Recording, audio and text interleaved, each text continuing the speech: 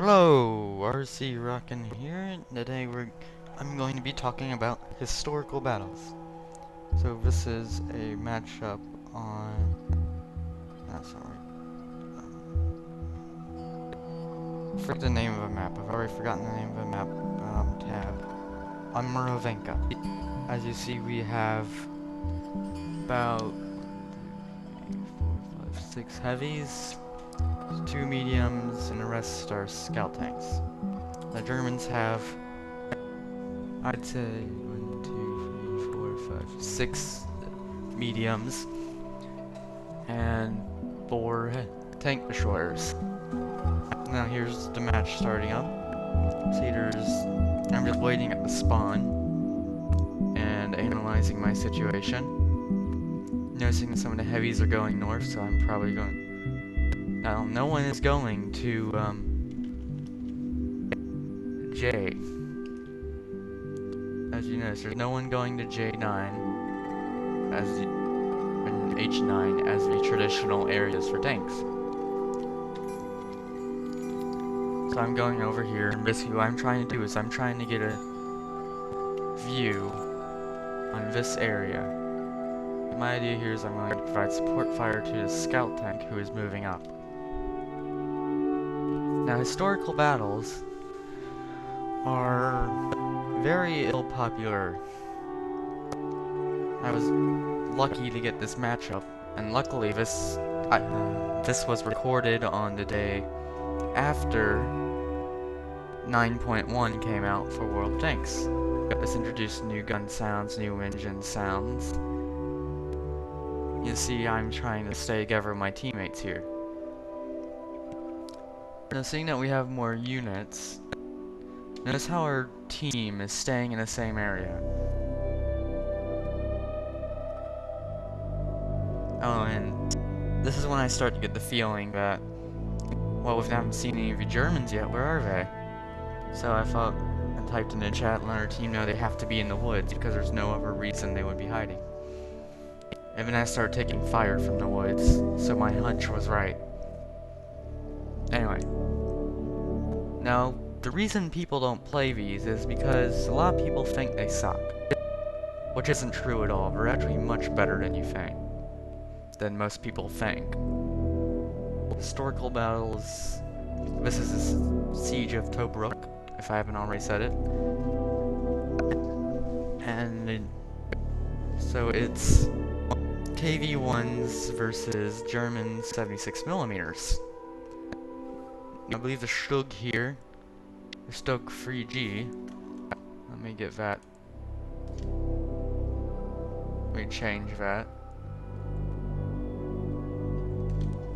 The Stug 3Gs are only using the short barrel 75. I didn't really see any of its game. I'm not quite sure. I haven't seen any so far.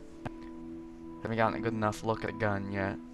But I believe that they used a short barrel, and they're stuck in this game. So there's the TDs. Oh no, they're using the long barrel. Okay. But since they have the 75mm, they can pin the KV-1's lower glacis, and if it's well angled, barely to top if they get lucky.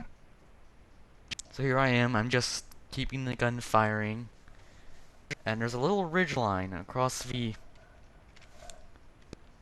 8 line here. So that's a very useful tip. They added a ridge line across the 8 line, and I'm just using that. And they're using that as cover, and I am just shooting as anyone pops over. So I've noticed my team's advancing and I'm heading up. Just to give a good perspective of what's going on. So far our team has taken the advantage. But with all of them in the woods, someone has to do spotting, and Russian tanks do not have good spot range. This is a characteristic of Russian tanks. They're easy to play, but not good spot range. So the reason why we have more BT-7s is because they have a 76mm and they have a lot of mediums. That's why we have a lot of heavies. So it is balanced in a way. We only have 2 mediums, which is me and the other T-34. By the way, I sold this, so don't expect any other game footage. So I'm just up here checking it out. At this point, I'm thinking, oh, I gotta get some damage done. So I'm moving up, and I'm trying to find something to shoot at. Now, the T-34 of this gun has a 6-second reload. The PZ-4H, if I'm correct, has a 4-second reload. Okay, so there's the last one spotted. And that's basically it. So to recap,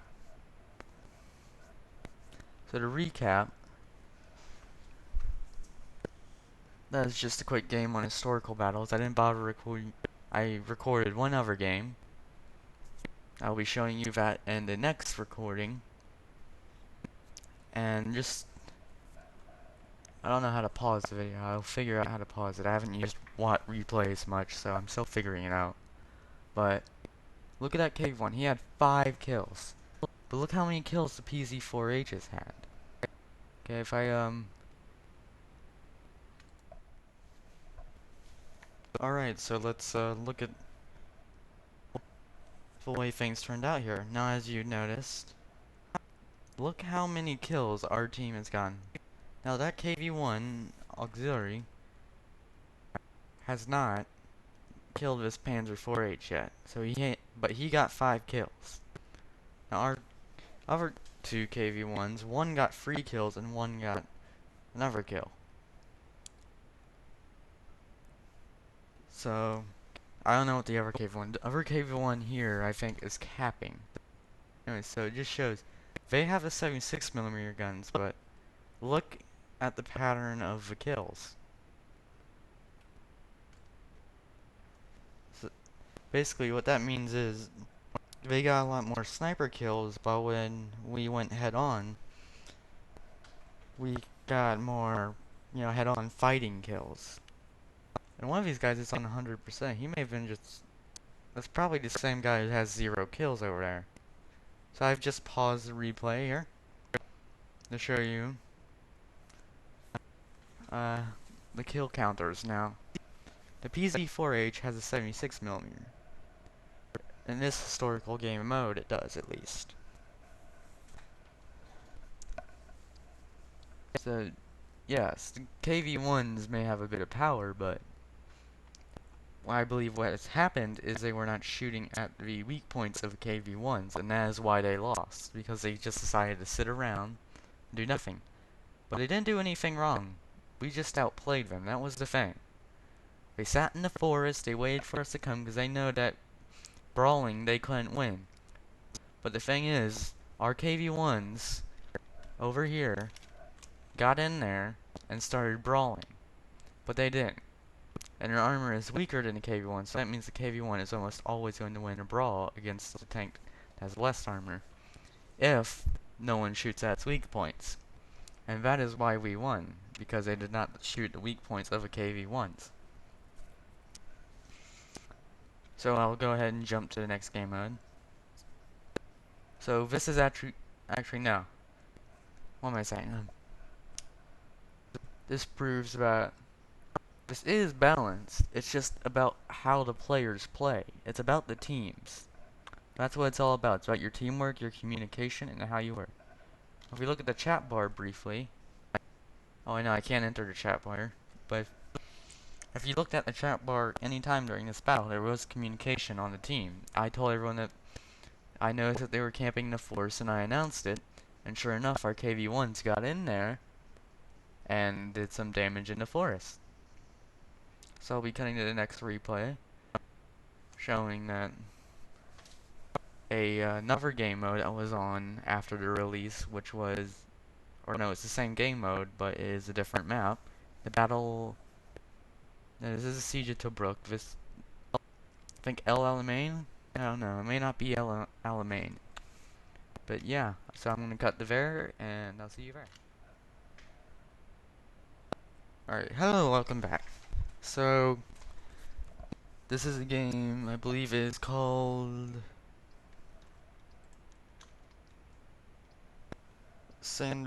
on Sand River, is a historical battle. I believe this is, oh god, I can't remember the name of it. Anyway, so I'm in my Crusader.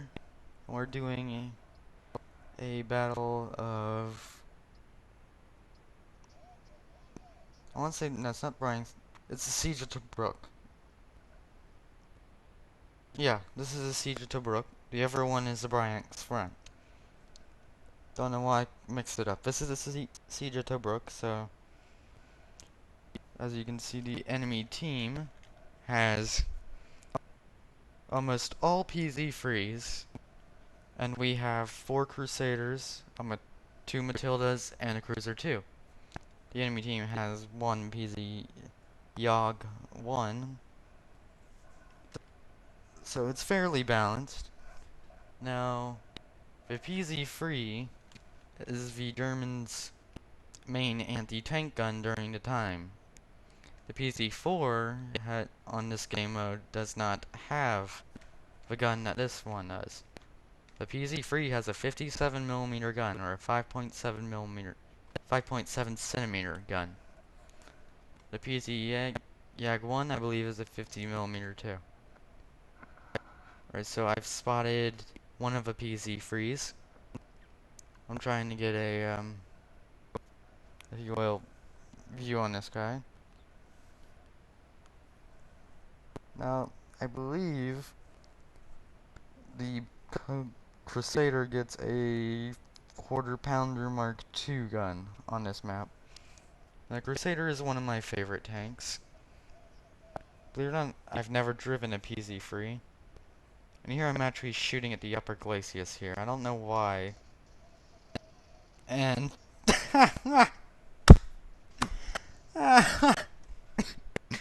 okay, that works. I haven't seen this in a long time, so... yeah, I don't remember any of this. He goes for the ram, thinking I'm a light tank, not knowing we weigh very similarly. Now, even though it's tier 5, it's a tier 5 light tank. And the gun is still a tier 4 gun. I believe it is the quarter-pounder Mark II. So here I'm trying to get an awkward angle in, preserve my health on these, because 2 shots from him, 3 shots if he has bad RNG, can kill me. And RNG, the random number generator, determines how much you get for your damage done. So I'm just trying to make sure I don't get in a bad situation. Now, notice I'm backing up here, trying to get in. Trying to make sure that he doesn't get a shot on me while I get a shot on him. But I keep shooting the top of his turret, which has spaced armor on the front of it. Which means I'm not doing that much damage.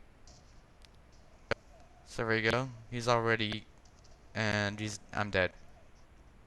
He managed to shoot me that quickly. Not much I could have done there. I did try to fight and support my teammates, and it's perfectly fine. So this is me switching between, well, which one is switching between our tanks.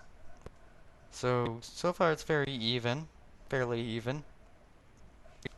It's not one side, it's actually very balanced. You can tell the Crusader does have less of an armor advantage. So we have lost all but 1 Crusader.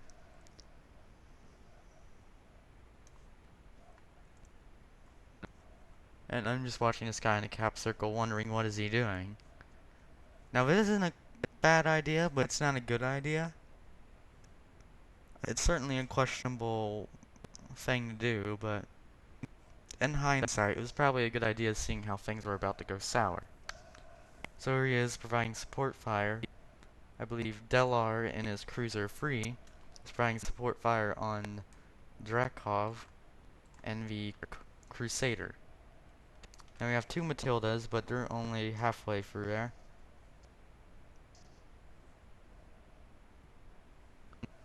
And that is what he just said there is an exactly good point. If you work together in the Germans and single out your targets one by one, you will win. And this was a very even game. We had a very... No, that's not true. I bounced the other PZ free about 3 times there before he decided to ram me. But anyway, back to this. So, the Matilda has gone for the wise choice. Gone for the cap. Now I'm watching this Crusader here. Very confident that the Matilda will not have that much trouble. But this Crusader here is having a bit of trouble with PZ free. Which kinda sucks. Right, so now I'm watching this Matilda. Now both of these Matildas are in the cap circle. Now this did turn into a game of who outcaps who, but... Or may have. I don't quite remember the replay that well. But these Matildas did an excellent job. They did very good at angling their armor by using that pre-pike. And yeah, so this is how we won the game. I did play one other game, but I did not record it or keep the replay. So it was a shame, but very balanced. Now the PZ free can pin a Matilda if the armor is not well angled.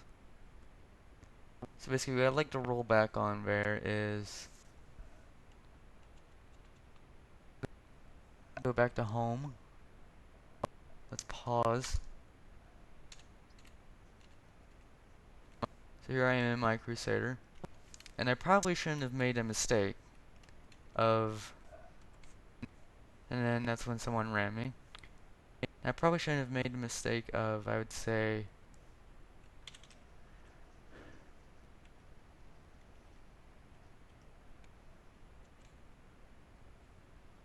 There's new turret ring sounds now. I'm going over this cliff, but I should have backed off. I made the mistake of staying up at the front with low health, which was a bad idea. And that's how it... let's go back there.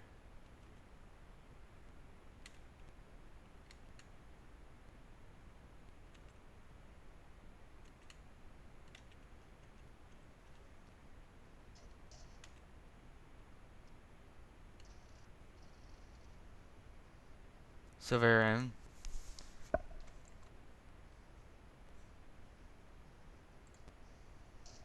There we go. And this is where I made my mistake.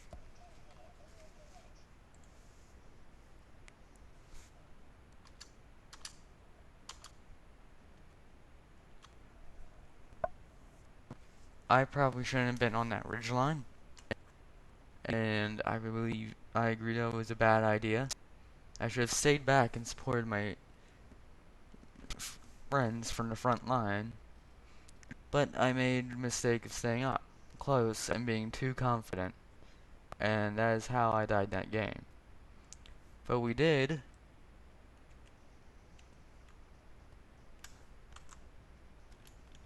go on to have a very good game. Now let's go to Matilda here. I'm going to talk about balance. I don't know how to switch between tanks, but...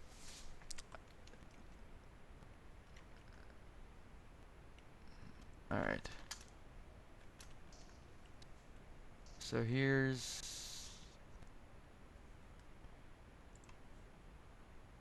Matilda. I'm going to stick with this guy the entire replay now. Speed it up a bit. So he's sitting here. They're just dancing around a bit. And pause.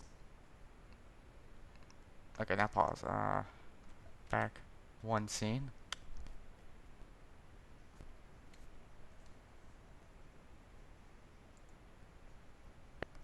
Alright.